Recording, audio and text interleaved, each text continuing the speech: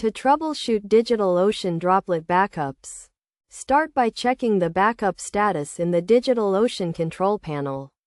Look for the droplet you want to investigate and click on it to view its details page. Scroll down to the Backups section to see the status of the most recent backup. If the backup status indicates a failure, check the droplet settings to ensure that backups are enabled. Make sure the Allow Backups option is turned on.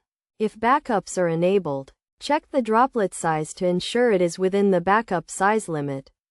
DigitalOcean has a maximum size limit for droplet backups, so if your droplet exceeds this limit, backups will fail. Next, check the DigitalOcean status page for any outages or maintenance that may be affecting backups.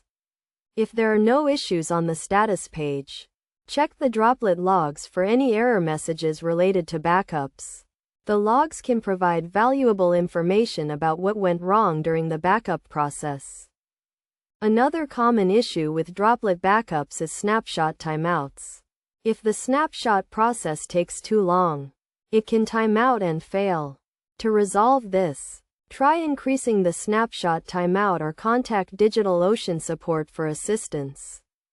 It is also important to ensure that your droplet has sufficient resources to complete the backup process. If the droplet is low on disk space or CPU, backups may fail. Consider upgrading your droplet to a larger size or optimizing its resources to resolve the issue.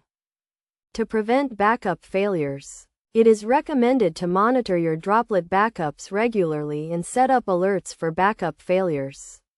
This will allow you to quickly identify and resolve any issues before they become critical. Additionally, consider using a third-party backup solution to provide an extra layer of protection for your data. By following these steps, you can troubleshoot and resolve common issues with DigitalOcean Droplet backups. Regular monitoring and maintenance can help prevent backup failures and ensure your data is safe and secure.